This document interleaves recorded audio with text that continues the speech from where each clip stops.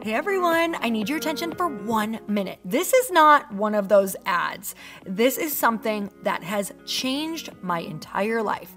If you've been listening to this podcast, you know that this is all about personal development as the foundation for everything good in your life.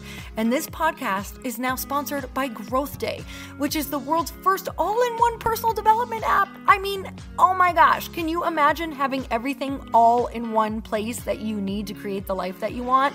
Now you can. So if you've been struggling with your motivation, your mood, your productivity, or your purpose, you have to check this out.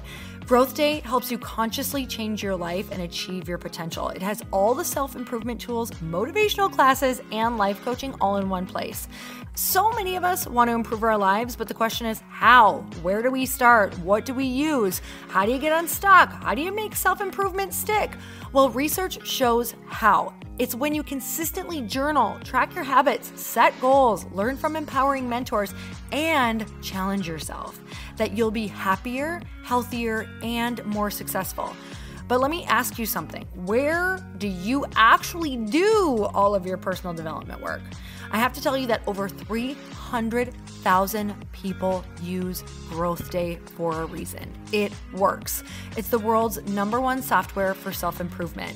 Growth Day has an amazing mindset journal that I absolutely love, a habit tracker, and a goal-setting system. In fact, I bet if you went to my stories this week, you probably saw me using the journaling app and telling you to do it too, because it's the first time that journaling has ever actually stuck consistently in my life because of this app. And best of all, Growth Day has live inspirational classes every single week from the world's top motivational speakers and life coaches. These are people who have impacted my life in huge ways. These are mentors who I already knew and loved. In fact, this is something that's so huge for me, you guys. I personally teach a class in Growth Day every single month, and it is one of the most fun things that I get to do, and I'd love to see you there. These classes will truly shift your life. There's always something new that you will learn.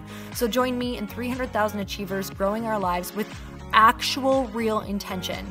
Visit growthday.com/Lori for a free trial. Yes, you can try this for free. So go to growthday.com/Lori and go live your best life. You guys, that's growthday.com/Lori. And I can't wait to see you there.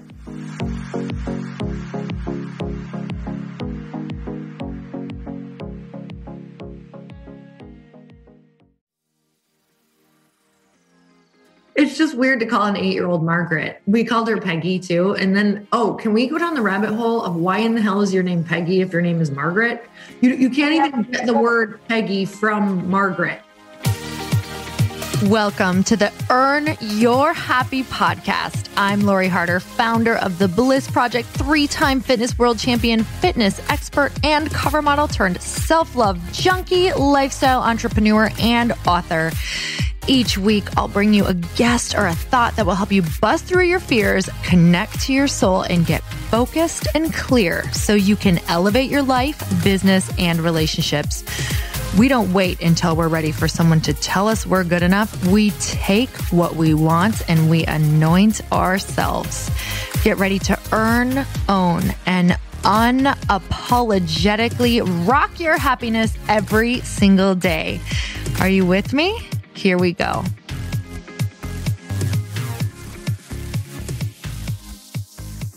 Evans, welcome back to Questionably Awesome, where you are my incredible co-host and we answer the audience's Q&As. And you guys, if you've been listening to the podcast, or if you haven't and this is your first episode, we're letting you know that it's called Questionably Awesome for a reason. Yes. This is where it's questionable if we're awesome, but there's no question in our mind. Our mind is very confident. Yeah. This is a place where we want to laugh. We want to have some lightness and we want to have some fun. So if you're feeling weighted down, if you're feeling weighted down, come on over. Yeah. Sit by us. Come sit by us. You have an open chair. There's multiple open chairs. We are your friends. Come sit at this table. You can sit with us. Yes. Well, you're welcome here. Yes. So, I like to refresh people on this story because I don't think they know, but you actually years ago used to be my assistant which is so crazy. I don't think people know that. And What? it's funny because I don't think a lot of people know that because we don't talk about it that much. Yeah. Remember your book? It was when your book was really big. We went book tour. Oh my God. We went on book tour together. We like did all the things. And it's really funny because I was so sad when you said you were moving on, like so sad. Like I cried when you told me. But I'm so happy because it allowed us to like have a totally better, even deeper relationship. It's been pretty cool. I'm pretty excited about it because even though I would write another book, and also if you want some help with your book tour, I would love to volunteer for your second book, please. Thank you. That's coming right up. Actually, I would like to write another book in the next couple of years. So for sure, that's happening. You're coming. Great. I will volunteer. Your life. What's been going on? We got so much snow, Lori. It's nuts. Which is so weird to me. Like once you start living somewhere, you guys, that's warm. I'm from the Midwest. I am from the snow, 30 years in the snow. And then moving to California and then moving to Arizona. I'm like, there's snow in other places, but it's going on literally everywhere right now. So are you doing anything in the snow or what?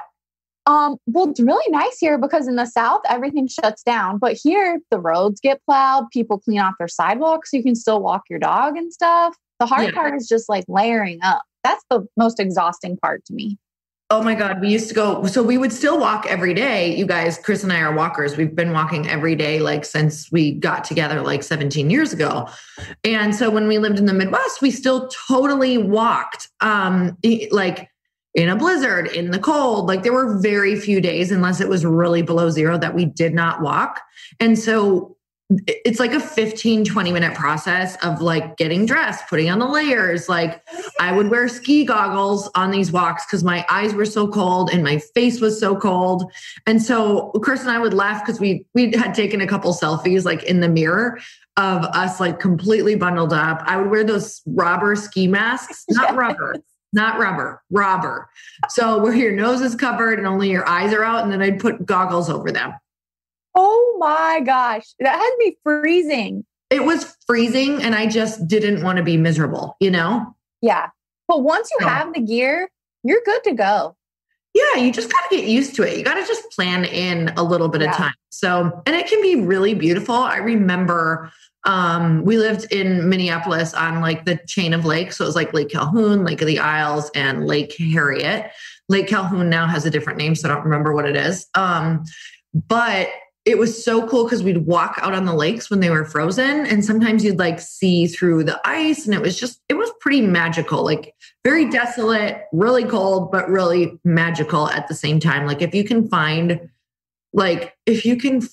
the magic in the nothing, I actually really ended up writing a lot about that, even in my book, like about how, you know, sometimes in winter you feel like there's nothing going on and it just looks so bleak and it's just this big white blanket and it's freezing. And it's like, there is so much rejuvenation going on and so much going on underneath the ground and so much going on with animals and they're recharging in the, you know, what's going on with trees and all of these things that it's like, wow, this is such a rejuvenating, resting, like recharging time that you have to have in order to like have this fresh spring and this amazing summer.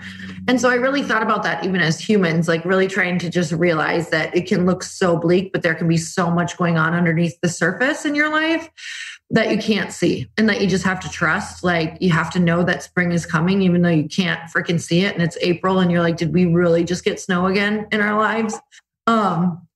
Like so many good analogies for that. It's crazy. I saw, so I refilled our bird feeder and it had been empty since we got here. And it took weeks. I was like, where are the birds? It was just all these chunky squirrels. And then finally a red cardinal came. Oh my God. Wait, when? I know. This was like 3 days ago.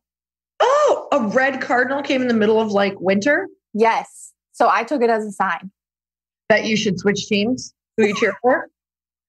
Yes, I am now a Cardinals fan. Yeah, good deal. I love when the universe shows us like what football team fans we should be. All right. Quote. Oh, yeah. It's by Beyonce. Of course it is. I had to go with Beyonce. And she says, your self-worth is determined by you. You don't have to depend on someone telling you who you are. Okay. I love that that's by Beyonce because I can only imagine how many people tried to tell her who she is and what she should be. And how she should, show up on stage and what she should wear.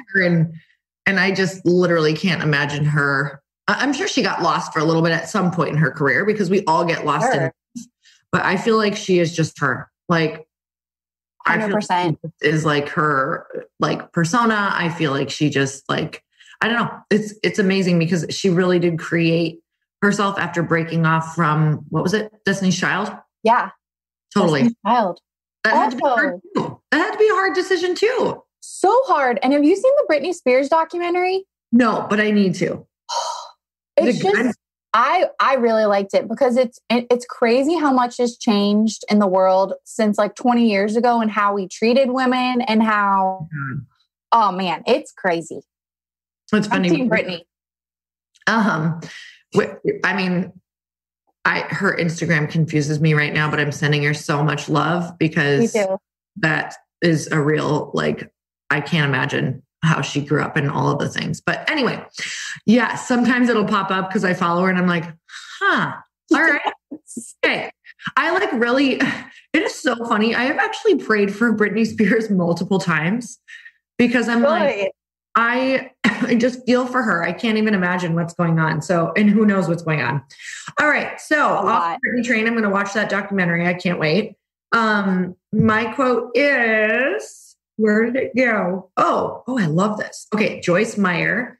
She says, we don't need self-confidence. We need God confidence. And that just really made me realize, like, the more that we just have faith in something bigger than us, it's like, sometimes we forget. It's like, oh, I have to have all the confidence in the world to go speak on this stage, right? Like, I'm just thinking of like when I've been invited to stages to speak on like in front of 10 or 15,000 people, whatever. None of it matters. Sometimes the smaller audiences can actually be harder because you can see their faces just disappointed by what you're saying. At least when it's a huge crowd, it's just all a freaking blur. Like I can't see that guy back there sleeping. So that's great. So just like the times that I've had to tap into like this, oh, you can do this. Oh my gosh, like getting yourself pumped up and prepared and really getting in the zone. Maybe you take that month like leading up to just like really get in the zone and prepare. It's like, you don't just have self-confidence. There's no way. You need something bigger. You need like to have faith. You need to be asking. You need to be like praying about it. So it's just a reminder, like, even if you're lacking in self-confidence around something, that's okay. That's totally normal. It's because you're supposed to be asking something bigger, whether you believe in God, like I say prayers, or whether that's leaning into, universe, whatever works for you.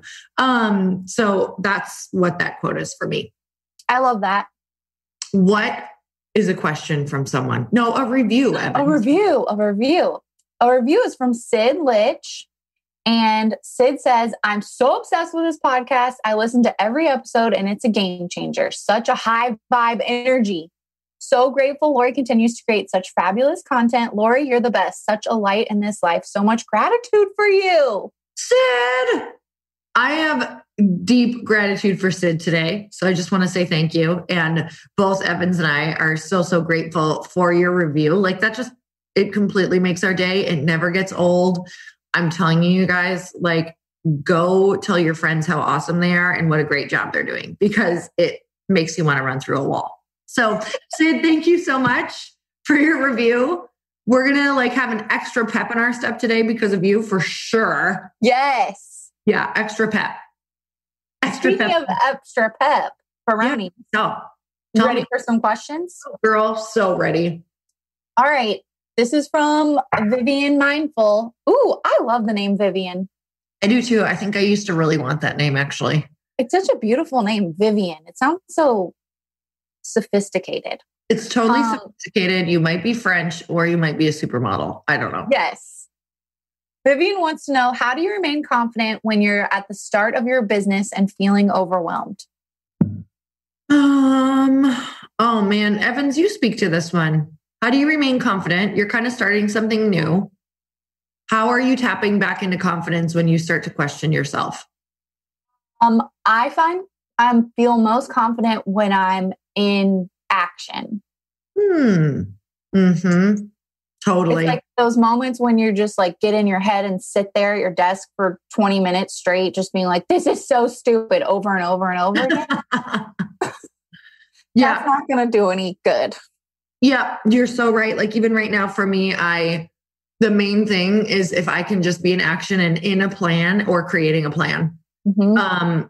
Our brain is not good idle. Like we do not do well without, things to do or creative things to do or our hands busy. It's just historically, you guys, if you even read the Bible, it just talks about like, having busy, like not having idle hands, like to be busy, or you just get yourself in trouble, meaning you don't feel good, you lack confidence, you get depressed, you start like questioning life in general. And also you do get yourself in trouble. Like you can actually get yourself in trouble. You can go get into shenanigans. Like, talk to me in my 20s. It was just like, okay, how much can I drink and how many guys can I meet?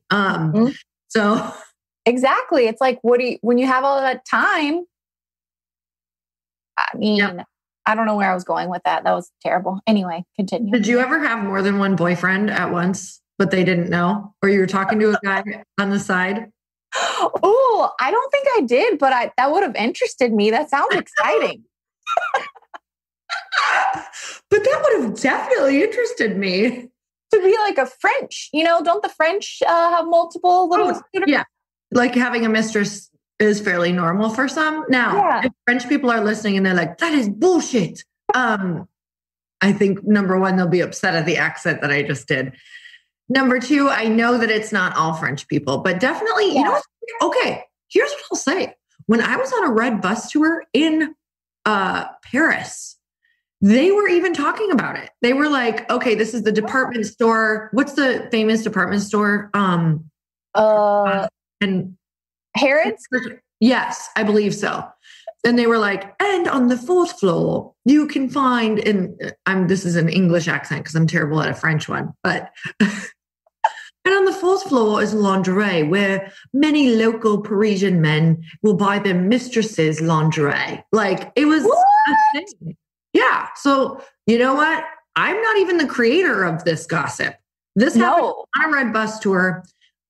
And everything that happens on a red bus tour is in history books. It's not very true.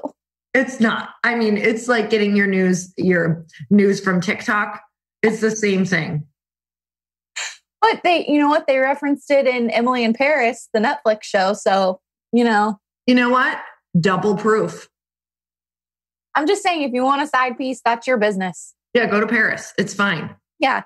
Yeah. And for women, like it's usually men having mistresses, obviously, but what's the name for when a woman has a side man? Yeah. I mean, I actually know a terrible name for it that the youngins are saying that I won't say on here. But I feel like there's a more appropriate way to say it. Yeah. I don't know. Maybe it's because I don't know.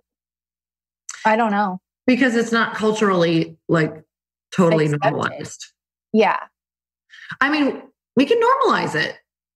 I think it's a great thing to be known for. Kidding, you guys. Everybody calm down. I don't even have the time or the energy, okay?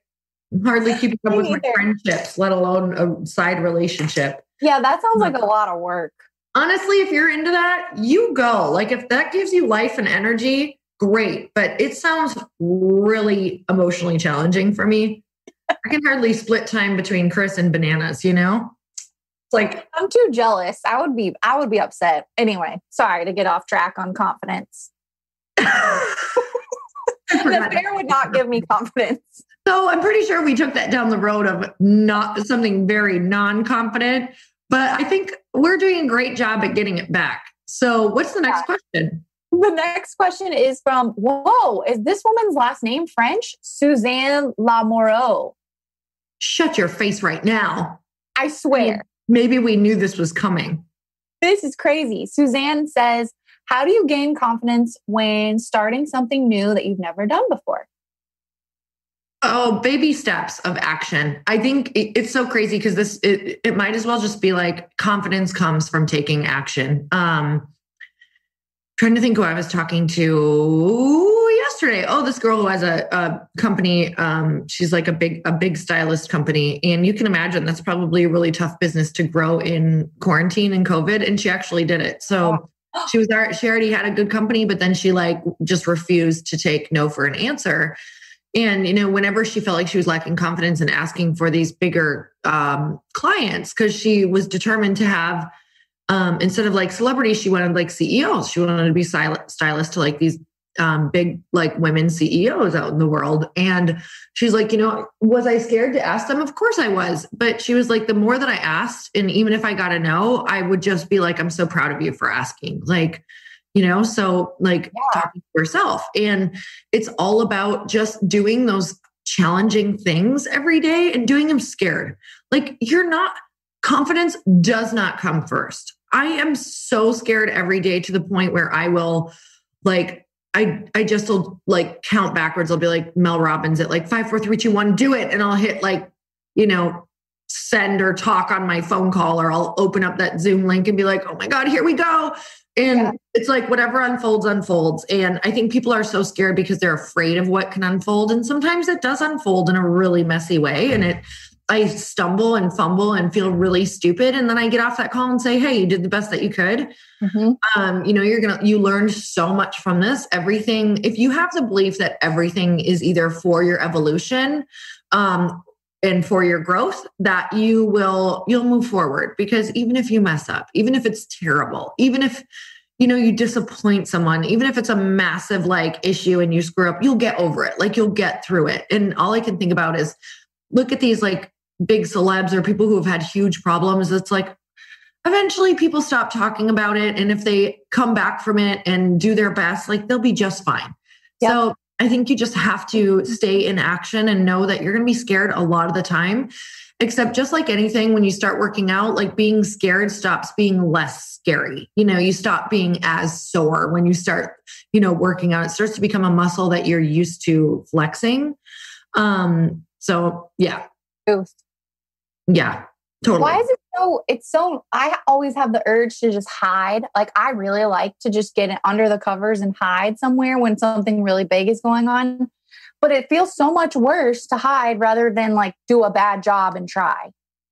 Thank you so much for reminding me of this, because your job as a human being, in order to stay fulfilled, content, and happy, is to create a life that you can't hide from. So if you haven't created that yet, like I know that you're creating it right now with deadlines and with like, committing and saying, like you've said yes to a lot of things recently. That's how you create a life that you can't hide from. Like even if you want to go under the covers on, after we get done with this call, you're kind of like, shit, I said yes to these things and I created these opportunities for myself. And now I can't go hide under the covers, even though that would feel really luxurious. It doesn't actually feel luxurious. Right. It feels like something you want to do that would be gratifying in the moment, but it's like you're literally killing and crushing a part of yourself every time you go choose the easy path, instead of, going and growing and experiencing this part of you that's your highest self, that your soul actually is here to experience. So, yes. Oh man, this just reminded me of math, because I was terrible at math my whole life. Mm-hmm. Well, maybe that's like a story I told myself, but I don't know. I didn't make good grades in math, so it was pretty accurate.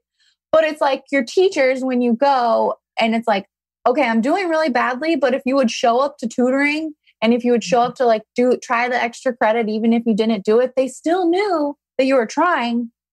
So it's like, I don't know where I was going with that, but it's like, if you're still trying and failing, it's okay. You're still putting yourself out there.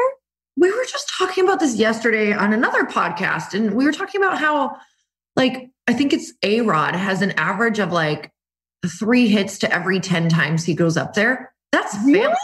And yet he still has records. Like he still set huge records. Like, so you have to remember, you guys, if you want to be successful, you actually are going to fail way more than you are successful. I fail so much, like so hard all of the time, but they're not failures. It's called like you don't like teach your kid to ride a bike, and every time they don't, get up and ride it, you're not like, failure. You're like, get back on. This is a part of it. Like, would you ever, if you ever talk to them that way, would they even get on the bike? They'd be like, you're making this like a living hell, mother. Right.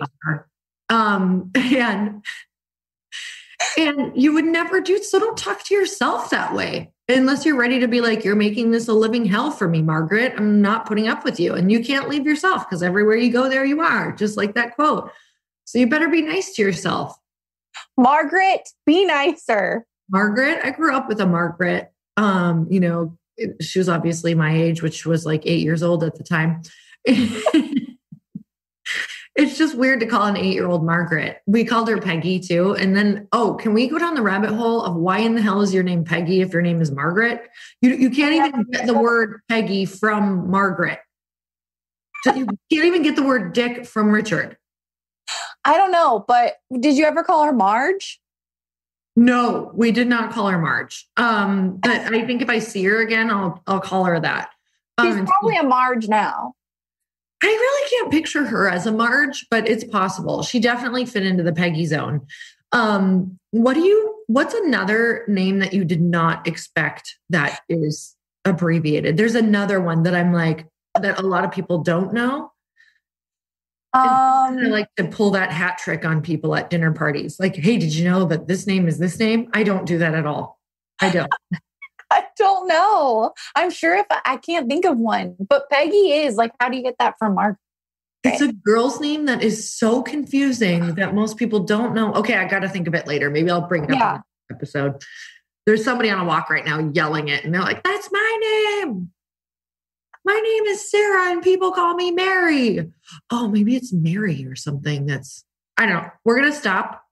I don't want people to see the depths of how my brain works most of the day, even though they've got a good glimpse on it. I like it. So words of wisdom, Evans.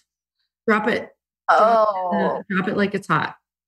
I guess get in that action. Take that action plan. Get some action. Get some action. Get some action in Paris. Take that action in the United of the States. Also in Canada and wherever else you're listening to. To say something so different when you said take that action in the take that action in the US. Make somebody proud today. Yeah. Make yourself proud. Most of all, make yourself proud. Damn right. Margaret, you should be proud of yourself right now. Margaret, Peggy, Dick, everybody. Richard, Bill, William, all of you. All right, you guys. Until next time, be questionably awesome and earn your happy. Bye, Evans. Bye, Lori. Thank you guys so much for spending this time with me on the Earn Your Happy podcast. I am so glad that you stopped by. If you could take 1 second to share this episode with someone you think would love it, that would be absolutely amazing, and we would be forever grateful. Also, please leave us a review if you feel so moved by going to iTunes and leaving us an honest thought, an honest comment. Tell us what you think. Tell us what you want to hear more of. It would really help us out on our journey to helping thousands and thousands of people. Until then, don't forget to earn your happy. Thanks again, guys. Bye-bye.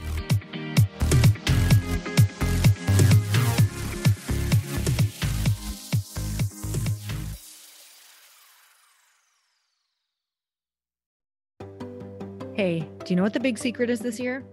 And it shouldn't be a secret because this should be your biggest focus. It is building your community. I am always working on building and nurturing my community, and everyone is talking about the power of community. Without an online community, you just cannot grow organically or create a real movement, which is what I know that we're all after.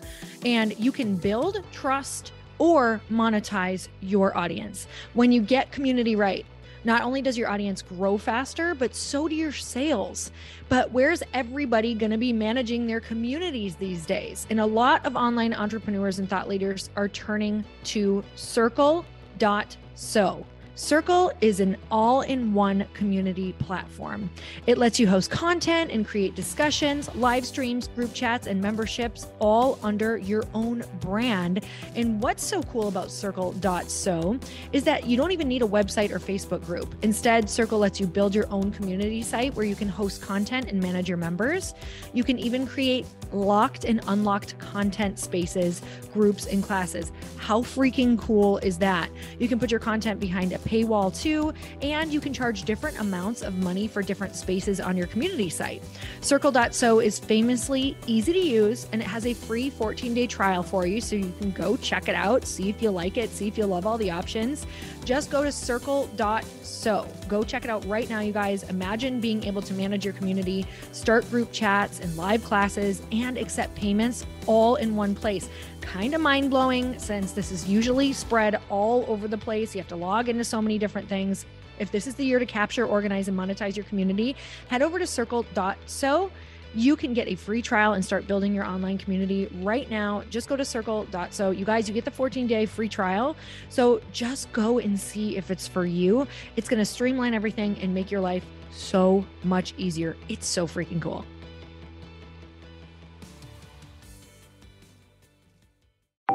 Want to know a huge secret to my success? Okay, not only my success, but just about every single person that I have interviewed on this podcast who is successful has this in common. You guys, they love to journal. They capture their life lessons and what they're grateful for. But a lot of people don't keep this up consistently. And most people do know that the research shows that journaling deepens your gratitude and increases self-awareness. But did you also know that journaling decreases stress and helps you achieve your goals faster? In fact, journaling is a huge differentiator between average performers at work and high-performing people. It leads to longer-term clarity, confidence, and success. So why don't more people journal? Why didn't I journal consistently? Honestly, they don't like staring at a blank page. It's hard to carry a book around with you or a notepad, and they just don't even know what to write about, or they just forget. That's why I know that you're going to love Growth Day. It's the world's #1 system for self-improvement, and it's like all-in-one personal development in an app. And it has an awesome digital journal, and people love it. Growth Day's digital journal has hundreds of research-backed writing prompts for self-reflection, positive mindset, confidence building, and success. I use them all the time, and it makes me think in ways that I typically don't, and it makes me ask myself better questions, which we all know gets better results in our life. It even has prompts that help you develop a daily, weekly, or monthly habit of reflecting on your life and identifying areas to grow. So it's a perfect time of year to start journaling, you guys. When you sign up at Growth Day, you also get systems for habit tracking, goal setting, and scoring, and improving every area of your life. Best of all, I get to teach there too, you guys. I'm so excited. I hope that I get to see you. I teach live in Growth Day every single month with a new topic just for you. So join me there. Start your free trial at growthday.com/Lori.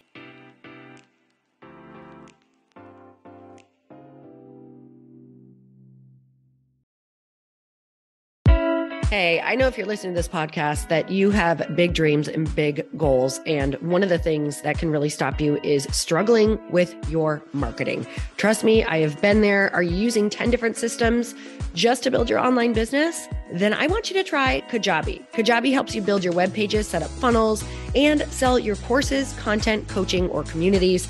You've been hearing me talk a lot about funnels on this podcast and the importance of your email list. You can get a free trial at kajabi.com. That's Kajabi.com. I've talked about Kajabi before, but here's something that's super cool and new. They just rolled out an AI assistant for creating your online course curriculum. And this means you just type in a topic that you want to create on a course or webinar, and bam, it just generates a sample outline for you. It takes a ton of the hard work away. Of course, you're going to customize it to be your own, but this really helps you get over the struggle of how in the world to start which is where most people stop. If you're like me, starting is always the hardest part, and that's what makes Kajabi so popular. They've made it easier for creators to build web pages, build courses, build coaching programs, build membership sites, build checkout pages, and build email funnels. So if you're struggling with any of those, you got to go check it out. Go to Kajabi.com. Kajabi was really the first all-in-one system and is trusted by over 100,000 creators. I think that's good enough for me. Also has influencers and marketers who use this. And now their smart AI platform makes it easy to take what you know and turn it into an online course and business. Go start building with a free trial at Kajabi.com. That's Kajabi.com.